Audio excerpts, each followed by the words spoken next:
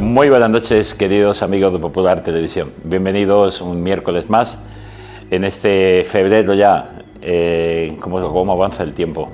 Hace nada estábamos todavía en la fiesta de Navidad y ya estamos casi empezar la Cuaresma, y eso que este año es más tarde. Pero ahí vamos. Tenemos un invitado caravaqueño, aunque a él le gusta decir que más que de Caravaca se ha criado en Los Rollos, que es una pedanía preciosísima cercana a Caravaca. ¿No es así, Severiano? Así es, ahí pasé yo gran parte de mi niñez y luego hemos vuelto en los veranos y en todo el tiempo de vacaciones a Los Rollos. ¿Y tus hijos les gusta también ir allí? A mis hijos también les gustan Los Rollos, pero ellos ahora conocen más Singla porque es la pedanía de mis suegros. Y entonces vamos más a casa de los padres de mi mujer ahora. Mientras no tengan la pedanía de los novios o novias, ya se complica entonces. Sí, de momento estamos ahí. Severiano Arias González. Así es. Ingeniero de caminos. Ingeniero de caminos.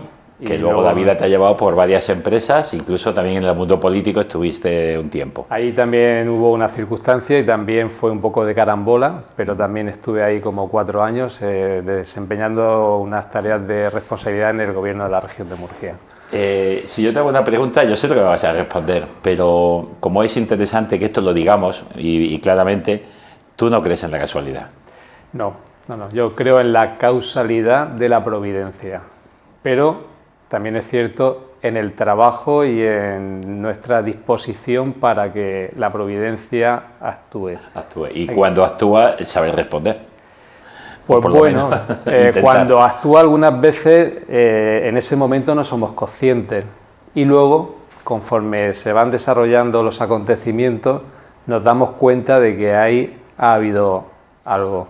Entonces, muchas veces no es una respuesta, son las circunstancias de la vida que cuando te replanteas cómo ha sido, o ahora con los hijos, ¿no? Cuando ellos están pues también un poco planificando cuál será su proyecto de vida, te das cuenta de que no hace falta tener un proyecto tan establecido, simplemente saber dónde está tu meta y ir andando el camino. Sí, saber la meta y saber hacia dónde quiero ir. Después los itinerarios pueden tener sus altibajos y sus frenazos en ocasiones y en otros momentos aceleraciones rápidas. Claro, hay momentos en que las decisiones cuestan, algunas veces cuestan porque nos falta generosidad, otras porque nos falta discernimiento y no tenemos una respuesta clara. Pero ante esa situación, pues lo que yo hago es consultarlo, en algunos momentos solamente con Dios, cuando yo no tenía a lo mejor que un proyecto de vida.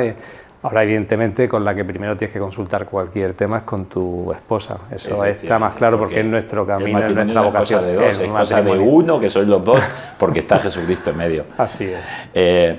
Pero tú, este proceso también de discernimiento y de maduración de la fe ha ido pues poco a poco, con procesos y con momentos, no siempre buscados por ti, pero siempre el Señor ha salido en tu encuentro en momentos claves. Así es. Realmente yo buscar en la vida, soy una persona tranquila, quizás demasiado cómoda y como que nunca he tenido yo mucha inquietud por buscar nada. Yo me limitaba pues a vivir bien, a vivir relativamente a gusto. Tampoco de pequeño era muy deportista, con lo cual yo tendía a vivir cómodamente con los amigos, cumpliendo con el nivel académico que entonces se nos exigía. Evidentemente siempre he sido un niño responsable y casi siempre pues he sido obediente, no siempre, pero casi siempre. ¿Tienes para ventaja o para inconveniente, y lo digo porque yo soy igual que tú, ser el primero en la casa, de 2 hermanos, el primero de los primos? Yo por una parte soy el 7º de 14, en otro el primero de 13. Y entonces ser el primero tiene su ventaja y su inconveniente. Así es. No era un liderazgo querido, pero siempre tenías la responsabilidad asumida de que cualquier cosa que pasaba, pues claro, el mayor, el ser grande, era el que tenía que dar ejemplo. No era el más travieso de la familia, de hecho sigo sin ser el más travieso y entre mis primos tengo cierto reconocimiento, ¿no?, de prudencia, pero claro, siempre me la cargaba yo porque era el mayor. Eso era así. Era el responsable. Vamos a irnos a la infancia. Luego iremos dando pasos por ahí, pero vamos a irnos a la infancia. Porque si yo te pregunto ahora mismo, en esta foto aquí con tu abuelo, ¿no? Mi abuelo Antonio, mi abuela Marina y mi tu madre ahí. Sí, en una boda. Como... y con el abuelo con sombrero. Claro, claro, mi abuelo de diario llevaba gorra, pero en las ocasiones especiales el sombrero. Si tú miras ahora el mundo de tus hijos y el mundo en el que estamos y lo comparas con los rollos y con esta época, lo primero que dices es que no teníamos ni agua, ni luz, ni aparatos electrodomésticos y dices, ¿cómo ha cambiado el tiempo en escasos 50 años? Así es. Yo, o sea, en Caravaca, yo cuando nací, pues vivíamos con las comodidades típicas de principios de los 70. Yo nací en noviembre del 68. Pero es cierto que en las pedanías más apartadas de Caravaca, como es el caso de Los Rollos, y algunas también de aquella zona, no había llegado ni la luz eléctrica, no había alcantarillado, no había red de abastecimiento y ni mucho menos teléfono. Teléfono no, el teléfono ya lo conocí yo allí en Los Rollos cuando ya era mayor y estaba estudiando. Y bueno, pues para mí no era algo que me supusiera un impacto grande cuando yo pasaba allí los veranos, las navidades, muchos fines de semana. Mi madre es hija única y todos los fines de semana estamos ahí en Los Rollos. Lo vivía con mucha naturalidad, porque no tenía la necesidad, no tenía la dependencia de esas comodidades, ¿no?, que hoy tenemos. Hoy es difícil de imaginar, incluso sin teléfono móvil. ¿Cómo podíamos vivir sin teléfono móvil en el noviazgo? Y dices que el problema cuando murió, que fue tu abuela, que murió y había que ir a avisar en coche porque no había como modo. Claro, o sea, nosotros habíamos estado ese fin de semana allí en Los Rollos porque ella murió un 13 de octubre y el día de la Virgen del Pilar habíamos estado allí. Nos bajamos y mi abuela murió por un fallo cardíaco y fue una cosa muy imprevista. No todo el mundo tenía coche, entonces se buscó el coche que había en el pueblo y bajaron a por el médico, pero ya cuando bajaron ya subimos y ya no había... Entonces, claro, en aquel momento ya había luz eléctrica, ya había agua en las casas, pero el teléfono todavía no había llegado. ¿Y qué recuerdas de la época de la vivencia de fe en el pueblo, en la pedanía o en Caravaca, en esas ocasiones, en la Navidad, en las fiestas en verano, las fiestas del pueblo? Pues claro, en aquella época la gente no se planteaba tanto la fe. Mucha gente pues sí que tenía su fe, una fe muy sencilla, una fe de pueblo, que para mí también ha sido un referente importante, ¿no? La fe de mi padre, ¿no? De una fe sin cuestionarse, ¿no? Sino una fe de sencillo como que es necesaria, como el comer es necesario, ¿no?, para mantener el cuerpo. Entonces, recuerdo que cuando yo era pequeño yo iba a misa, entonces cuando entramos en misa yo me ponía con mi abuelo, porque en aquella época los hombres al entrar se ponían a la derecha y las mujeres a la izquierda. No se ponían había otros sitios que eran las mujeres delante y los hombres atrás, eran costumbres. Sí, allí era cosas así, no todo el mundo iba a misa. Es verdad que en la época de las cosechas, o también las personas que se dedicaban al ganado, ¿no?, porque también había mucho ganado, pues estaban exentos de ir a misa, pero luego el sacerdote hablaba con todos. Además, el sacerdote que había cuando yo era pequeño, don José, luego me he enterado que ha sido sacerdote, no sé si se ha jubilado ya, pero aquí en la Alcaina creo que estaba don José, el sacerdote. Está casi para jubilar. Pero lógicamente no había todos los días la misa, en ocasiones, y a veces ni siquiera todas las semanas. Cuando yo era pequeño los domingos sí, y hoy en día en verano los domingos también, porque mi tía que va allí los veranos ya se encarga de hablar con el vicario y decir... Y organizar, oye, que aquí no puede faltar, en verano ya somos muchos los rollos y el sacerdote tiene que subir. ¿Y cuáles son los pasos que tú vas dando? ¿Cómo Dios va apareciendo en tu vida? Porque te invitan a una cosa, a algún amigo, luego tú vas, él no va, después también cuando llegas a la universidad, al principio entras en un grupo de jóvenes, después en la universidad tú también vas, porque vas a estudiar a Valencia, y te buscas un grupo que también te ayude. Cuéntanos estos procesos, ¿cómo son? Yo la comunión ya la hice solo, porque entonces lo que prevalecía era hacerla cuando le venía bien a la familia. Mi tía vivía en Barcelona, tenía que venir para celebrarla y le hice un domingo de resurrección, o sea que es una fecha pues fantástica para hacer una comunión, para celebrar un sacramento como el bautismo, pero estaba solo, no estaba con mis amigos. Pero la primera vez que yo tengo cierta inquietud de que Dios me pide algo es cuando yo en el curso, en el verano, entre segundo y tercero de bachiller, nos invitan a una serie de amigos. En BUP antiguo, sí. Claro. Nos invitan a una serie de amigos a hacer unas convivencias que organizaba una escuela de jóvenes cristianos dentro del marco de los cursillos de cristiandad. Creo recordar, porque después yo luego no he vuelto a tener tampoco un contacto directo con aquel grupo, ¿no? De amigos sí, porque eran mis amigos del instituto y de Caravaca. Y yo ahí ya surge en mí esa inquietud. Y en aquel momento yo tomé esa primera decisión de una pequeña renuncia, que era el sueño que tenía de tener una bicicleta de carreras. Evidentemente yo no hubiera sido aquí un ciclista profesional, ni mucho menos, ya tenemos aquí uno en Murcia, pero aquella renuncia ya me hizo a mí plantearme que Dios siempre nos pide algo que nosotros podamos dar. Yo así seguimos en ese grupo, seguimos perseverando, algunos, otros pues dejaron de perseverar y se acomodaron un poco en la práctica de la fe, no en que son todos muy buenas personas y a día de hoy lo siguen siendo, excelentes. Y yo llegué a Valencia ya con esa inquietud, ¿no? y con esa decisión de que yo tenía que mantener vivo ese trato con Dios. Y la necesidad de un grupo. La necesidad es que la sociedad es dura y cuando llegas a Valencia, yo era la primera vez que salía de casa, directamente me fui a Valencia porque en Murcia en aquel momento se podía hacer primero de ingenierías superiores en Murcia. Sí, pero tenías que aprobarlo era todo global y después pero las especialidades no estaban. Claro, y aquí no había ninguna ingeniería superior, en Cartagena sí que había técnicas, pero yo realmente, mi vocación no era la de ingeniero de caminos, yo siempre había querido ser arquitecto, pero soy daltónico y aparte una promoción anterior a la mía fue una debacle, no aprobaron ninguna asignatura y yo dije, voy a lo seguro que es camino, sin saber dónde me metía. Pero que luego llegas allí también te encuentras que dices, ¿dónde me he metido? Que claro, casi todos los compañeros son mayores porque son repetidores y muy poquitos. Estamos hablando de otras épocas. Estábamos hablando en el año 86-87, habíamos una sola clase y aparte se había comentado que se podía cerrar la escuela porque no había suficiente alumnado. Y ahí llegamos y lo que sí tenía claro es que yo tenía que seguir caminando en la fe y solo es complicado. No es imposible, pero es complicado. Y entonces había una parroquia, San Alberto Magno, sigue estando allí, cerca del Colegio Mayor donde yo fui. Mis padres, con toda la buena voluntad, me metieron en un colegio mayor donde ya había gente de Caravaca. Y claro, ellos no eran conscientes de dónde yo iba. Aquello era lo más parecido a un hotel. Eran 350 residentes, sin ningún control, en el sentido de, bueno, estamos bien atendidos, pero era un colegio mixto, no estábamos mezclados chicos y chicas, pero era así, como una residencia.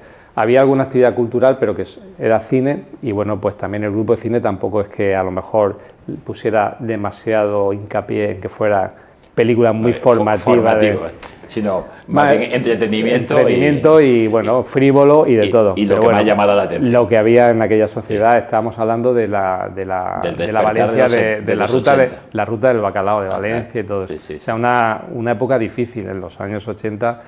Hoy, o sea, la droga era también todo el pop valenciano que se llama, Revolver, presuntos implicados, todo esto. Sí, El corazón de tiza en la pared se grabó en un barrio donde yo vivía cuando se grabó, o sea que sí, aquella época fue la que viví y la que disfruté, también tengo que decirlo. En aquel grupo yo seguí, pues eso, manteniendo esa práctica de la fe, conociendo, o por lo menos preguntándome qué quería Dios de mí. Evidentemente eso era muy compatible con salir de fiesta, con estudiar. Yo el primer año de carrera me fue muy bien, sorprendentemente. Luego ya vino algo de bache, luego ya la carrera pues se fue ahí prolongando, pero el objetivo tenía que estudiar con beca porque en aquel momento pues la empresa familiar había sufrido un golpe importante y... ¿Conseguiste beca todos los años? Conseguí beca los 6 primeros cursos, porque las exigencias eran una media de 4 y como mínimo 2 asignaturas suspensas porque era el Politécnico. En la literaria era media de 5 y una asignatura suspensa.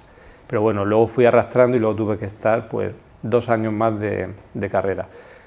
Esos 2 últimos años tuve que también complementarlo con algún trabajo compatible con los estudios. Para poder pagar. Claro, mi padre nunca me puso problemas, pero en casa había problemas. Tampoco y había que darse uno cuenta de lo que cuesta.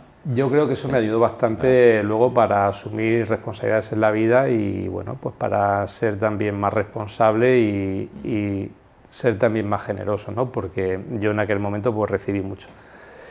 Y bueno, pues en la Escuela de Caminos coincidimos con alumnos de otros cursos y a un amigo mío, que era una persona muy responsable, muy buen estudiante y muy educado, y lo invitaron a ir a una meditación en un colegio mayor que estaba cerca del nuestro. Al tuyo. Sí.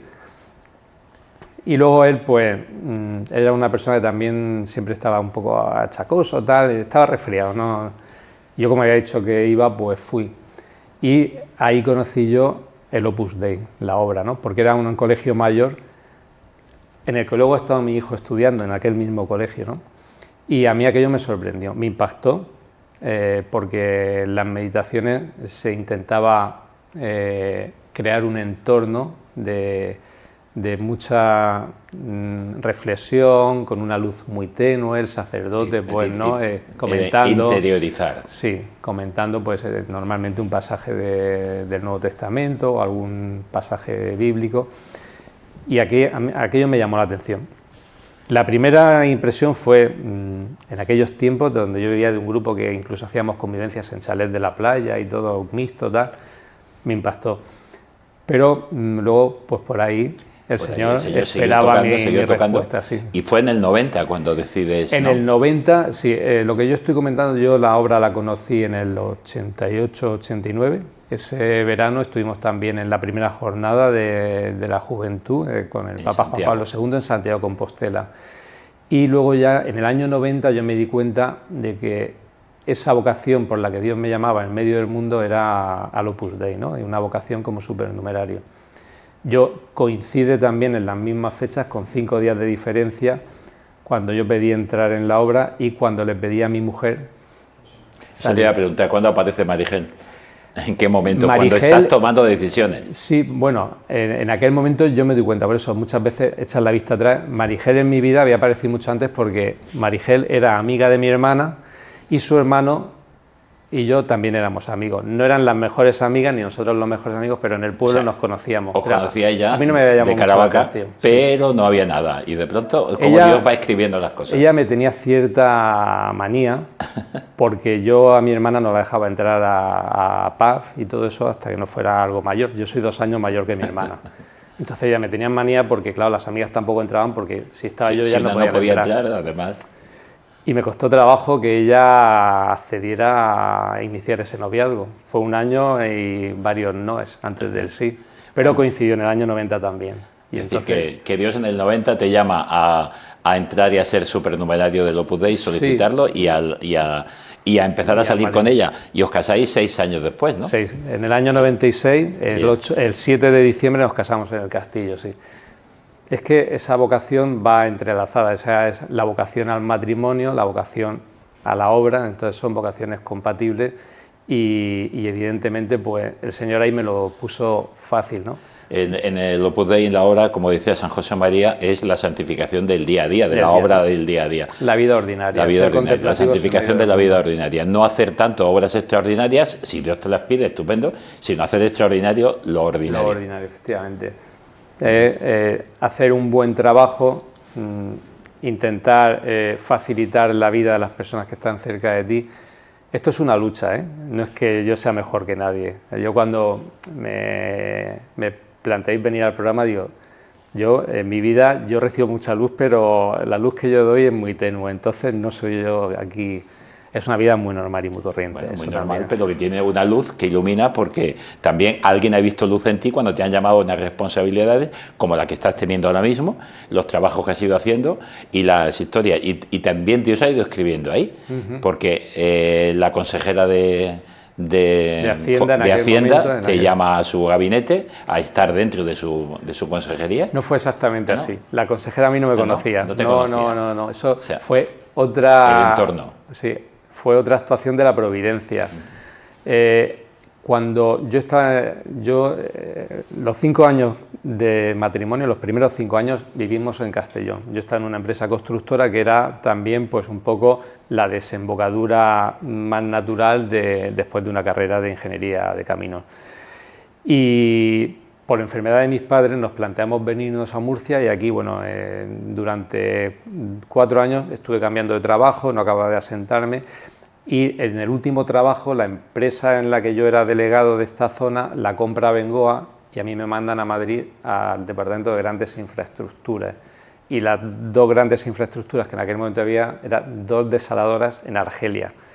El segundo hijo recién nacido, la casa recién comprada... Vaya. Y estando allí intenté pues ver si allí la vida de familia, nuestro proyecto familiar podía pues mantener unas mínimas condiciones como las que teníamos en Murcia, ¿no? Y en ese entreacto, una compañera de trabajo me dice, oye, ¿sabes que mi marido, que era del equipo de Inmaculada, quieren llevar a cabo un proyecto importante aquí en Murcia, tal, a lo mejor? Y efectivamente yo vine, hice una entrevista con una persona a la que tampoco conocía mucho, y esa persona pues vio que por mi experiencia laboral podía encajar. Entonces yo entré como asesor técnico en la Consejería de Hacienda. Y luego las circunstancias también de la política, pues yo sucedí en el puesto de director de patrimonio a la que hoy es presidenta de nuestra Asamblea Regional, y que entonces era ella directora de patrimonio, y bueno, ella pues fue a otro a cumplir con otra responsabilidad, y entonces, ya que estaba yo allí, pues contaron conmigo. Contaron contigo a director general de patrimonio, claro. Después un tiempo también en la Consejería de Industria como director del Info, del Instituto del Fomento, claro. Y después volviste a la Consejería de Hacienda otra vez. Inmaculada. Esto es habitual en política. Yo siempre he dicho que no he estado en política porque nunca he ido en unas listas de un partido, aunque sí que es verdad que he participado de esa gestión de lo público, y también con un cariz político, porque el puesto era de libre designación y de confianza. Y eso es lo que también ha llegado un momento en que dices tú, tengo que buscar otra cosa porque si cambia el color político yo me voy a quedar en el aire y tengo una familia. Claro. Efectivamente. ¿Ahí ya tenía los 3 hijos? Sí, ahí Adriana, que es la tercera, nació estando yo en la consejería. Ella nació en el año 2006 y estamos en la Consejería de Hacienda. Aquí todavía. Esta foto tiene unos poquitos años, no muchos, pero preséntanos ahí a tu familia. Bueno, pues ahí está, bueno, como no vais a saber cuál de las 3 es mi mujer, la de la derecha es Marigel, la que hay a mi lado es Marta, que es la mayor, es psicóloga. Adriana, la de la gorra, que está estudiando ahora en Madrid, está en su primer año de universidad, y José María, que es alumno de aquí de la UCAN, está haciendo ingeniería civil, es el de abajo. Entonces, actualmente, pues Marta tiene 24, José María tiene 20 y Adriana tiene 18. Ya los 3 universitarios. Y cada uno se ha decantado por un lado, pero el único que ha seguido un poquito la ingeniería y el mundo, digamos, técnico ha sido tu hijo. José María, sí, él desde el principio tenía claro y quería, él le gusta el mundo de la empresa, y entonces, pues, una entrada hacia el mundo de la empresa era el mundo de la ingeniería. Empezó a estudiar ingeniería industrial en Valencia, pero al final vio que aquí podía encajar mejor. Entonces, bueno, al final se decidió por la ingeniería civil. Por ahora. Sí, y está satisfecho del cambio, porque a la ingeniería civil le está viendo muchas más salidas para lo que es el futuro, que él de momento es el que se plantea. Y tú, cuando te presentas de nuevo, cuando intentas buscar algo, de pronto te surge una posibilidad de empleo en Madrid. Otra vez la posibilidad de Madrid, pero Dios vuelve a intervenir. Sí, así ¿Cómo fue? Porque no era Madrid, era una empresa que dependía de Madrid, pero era Murcia otra vez, ¿no? Era Murcia. En ese sentido, yo ya ahí no actué tanto, sino que cuando yo estaba desempeñando esas funciones de director de finanzas y patrimonio, se inicia el proyecto del tranvía de Murcia. Estaba en la época de licitación, o sea, a FCC y a Consa le acaban de adjudicar esa concesión, y ellos, como estaban al 50%, las 2 empresas deciden montar un equipo nuevo para Murcia. Conmigo contacta una empresa de estas, de Headhunter, de Madrid. Me llaman y me dicen que están interesados en mi currículum porque ellos buscaban una persona que fuera ingeniero de caminos, que tuviera experiencia con la administración y que tuviera también experiencia en la gestión de grandes proyectos, ¿no? Entonces yo le dije que, como yo estaba comprometido con un proyecto de gobierno y estamos a mitad de legislatura, faltaban 2 años para terminar esa legislatura, que no podía. Me dicen, manda el currículum y ya para otra ocasión ya lo tenemos. Pasa una semana, yo no lo había mandado porque no tenía prisa, porque mi objetivo era terminar ese mandato, ¿no?, con Inmaculada, esos 4 años, y me insisten y me dicen, mira, es que el trabajo para el que estamos haciendo las elecciones para una concesión en la región de Murcia y creemos que encaja con tu perfil. Y la persona que nos ha pasado tu contacto, porque esto funciona así, ¿no? Si alguien sabe que tú te estás planteando pues cambiar, pues te hacen la propuesta. Nos dice que podía encajar perfectamente. Normalmente no te dicen para el puesto que es, o sea, mantienen la confidencialidad de la empresa, pero por mi situación particular, la empresa accedió a que me dieran más información. Y entonces, efectivamente, ya me dijeron, va a ser para la empresa que ha sido adjudicataria de la concesión de Tranvía de Murcia. Lo hablo con Inmaculada y yo, mira, pasa esto. Y ella, que sin llegar a conocerla cuando entré en su equipo, nos habíamos convertido en buenos amigos de su familia, su marido, sus hijos, me dice, por el aprecio que te tengo, lo de la política, si no tienes un puesto asegurado, luego de un día para otro te puedes encontrar en la calle y asegura tu porvenir y tu familia. Y, bueno, con lo cual participé en ese proceso de selección y al final fui yo la persona que designaron. Con lo cual estás dirigiendo esa concesión del tranvía en Murcia. Efectivamente, el contrato se firmó el día 7 de mayo del año 2009 y el día 9 yo firmaba mi contrato después de haber superado el proceso de selección. Pues, y ahí empezamos a trabajar. En estos 15 años no te voy a preguntar por el tranvía, pero bueno, es evidente que de 7 a 8 millones de viajeros, ¿no? Efectivamente, este año hemos superado los 8.300.000. Funciona bien. Y estamos creciendo de forma exponencial. Pero tenemos un reto importante. Hay que ampliar capacidad y hay que conseguir que el ayuntamiento también consiga ver hacia dónde ampliar líneas. Los primeros pasos ya se están dando, ya hay un convenio firmado con el Ministerio, con la comunidad autónoma y vamos en la buena dirección. Algo más lento de lo que a mí me gustaría, no de lo que a mí me gustaría, sino de lo que demanda la ciudadanía. Sí, pero las cosas hay que hacerlas bien. Esta propia universidad necesita que haya otro tranvía para que el transbordo no sea tan efectivamente.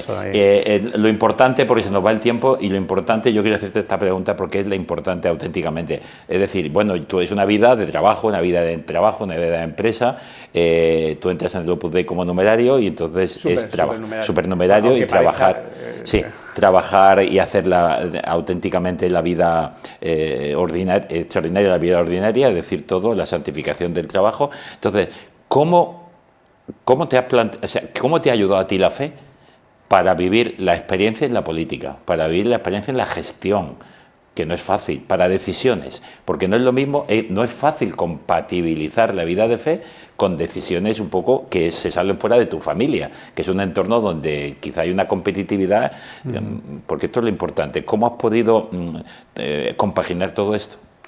Pues no es fácil, al final hay que pensar que aquí somos todos instrumentos, todos somos prescindibles, aunque para Dios somos todos únicos e irrepetibles, pero en la sociedad somos perfectamente sustituibles y somos instrumentos, con lo cual no se trata de creer que podemos resolver el problema, sino que podemos contribuir a amortiguar el problema o a ir resolviéndolo, ¿no? Y en ese sentido, la fe te ayuda a perseverar, ¿no? Ayer, en un coloquio en la parroquia de los rectores, tenemos coloquios y se hablaba de la inteligencia artificial y se decía que la inteligencia artificial, la dignidad de las personas la tenemos porque somos creados a imagen y semejanza de Dios. Y nosotros, en la Iglesia, en la fe católica, se da la paradoja de que de la muerte surge la vida, ¿no? Porque Cristo muere para resucitar y salvarnos. Pues en la política también se puede interpretar así, ¿no? De tu sacrificio puede surgir una solución. Entonces tienes que pensar en que tú estás ahí para servir, para aportar lo poco o lo mucho que puedas, siendo un eslabón más de la cadena. Entonces, bueno, haciendo lo que puedas, con humildad, con esfuerzo, con perseverancia. Sin creerte que eres el Mesías que lo va a resolver, pero sí aportando todo lo que Dios te ha concedido. Efectivamente, estás para servir, para hacer equipo, para escuchar lo que necesita la gente. Me faltaba esa palabra, te iba a decir yo la palabra y la has dicho tú. Hacer equipo, te iba a decir trabajar en equipo. Efectivamente, fundamental. Somos comunidad, los cristianos, no vamos por libre. Exactamente. Y luego nuestra fe, incluso cuando tú te planteas objetivos o retos solo, el directivo parte de su trabajo lo hace solo porque la responsabilidad la asume de una forma personal, aunque cuentas con el equipo para sacar adelante el trabajo. Pues en la Iglesia es algo que también nos sirve, la comunión de los santos, nunca estamos solos, siempre estamos sostenidos por la oración de toda la Iglesia, ¿no? Entonces, eso para nosotros te da tanta confianza que los problemas no quiere decir que desaparezcan, pero los sobrellevas con mucha más paz. No siempre se consigue estar en paz, ¿no? Pero para eso tenemos también la reconciliación, tenemos los encuentros. A través de todo, me imagino que con tu esposa, pues seguir la Eucaristía diaria, la oración, el asistir a estos coloquios y una formación continua. Porque esto es lo último. Tú no has terminado de estudiar. No, terminaste en ingeniería, has hecho 2 o 3 másteres y el último un máster en teología. En teología, sí, ahí en el Instituto Teológico Franciscano de Murcia. Y bueno, está ahí abierto un poco el frente para ver si se profundizan, se hacen estudios de doctorado, porque es que los ingenieros tenemos que contribuir a ese cuidado de la casa común que nos ha dejado Dios, ¿no? Que es la creación y es son las ciudades, ¿no? Que es donde yo trabajo y donde desarrollo también mi responsabilidad no laboral. Quedarnos en una ciudad sostenible solo como una palabra, sino como una realidad de comunión, de sociedad, de familia. Las personas somos espíritu, somos psicología, somos biología. La parte del espíritu también hay que cuidarla en las ciudades. Entonces, las ciudades tienen que ser, de hecho, yo por ahí quiero encauzar mis estudios, ¿no? Una ciudad que se ha desarrollado, se ha fundamentado sobre un proyecto de fe, como son las primeras que vemos en la Biblia, esa ciudad es resiliente. ¿Por qué? Porque hay espacio para compartir la fe. El hombre es un animal social, necesita reunirse con otros hombres para vivir su fe, ¿no? Por lo menos tener esos momentos de encuentro con la comunidad, ¿no? En el Opus Dei es verdad que vamos un poco cada uno por libre, pero es una apariencia, porque luego tenemos nuestros medios de formación, nuestra dirección espiritual, nuestra confesión. Está claro. Entonces, todos necesitamos sostenernos entre nosotros y, por supuesto, con la gracia. Ojalá construyéramos sociedades y un mundo totalmente humano y un mundo en el que dejemos espacio a Dios, porque está ahí, sosteniéndonos, ayudándonos, comprometiéndose con nosotros, y así lo ha hecho siempre. Ahí está nuestra pues, lucha, sí. Severiano, ha sido un placer estar contigo y, como siempre, te he dicho al principio, siempre se nos queda corto porque podíamos... Este último tema que hemos sacado adelante ahora, esto de construir ciudades humanas y ciudades creyentes, y con espacio para el encuentro y para el compartir, sobre todo el amor. Mucho más que ciudades solamente o altamente tecnológicas, que se nos olvida. Entonces, como tú decías, con la inteligencia artificial perdemos nuestro ser humano. Así es, en eso estamos. Pues eso seguimos. Danos un último mensaje que tú quisieras, que no has dicho y que quieras destacar o que quieras remarcar una última idea. Pues yo el mensaje que daría es aprovechar que estamos en el año jubilar de la esperanza, ¿no? Porque la esperanza nos mantiene y nos ayuda a vivir la fe cada día a pesar de los problemas y de las tribulaciones que vamos encontrando. Que no nos vamos a librar de ellas porque eso es natural, es humano, pero la esperanza merece la pena. El cuello alto y la mirada al frente. Así es. Aquí estás tú un poco desafiante ante la esperanza. Bueno, hay que desafiar al mal. Ojalá ahí esa mirada al fondo estuviera hacia pero siempre sostenidos por la gracia. Hacia la ciudad sanitaria de la Risaca y el tranvía llegando allí. Que es lo que quiere la ciudad. Con mis colegas hablo que a mí el Señor me ayuda muchas veces a dar el servicio que damos. Por supuesto, mi equipo. Pero... Pues muchísimas gracias, ha sido un placer. El placer es mío, muchas gracias. Y a ustedes, señoras y señores, un placer estar con ustedes esta media horita como cada miércoles. Si ya lo saben, si quieren, el próximo miércoles volvemos a encontrarnos. Que sean felices. Hasta la semana que viene, si Dios quiere.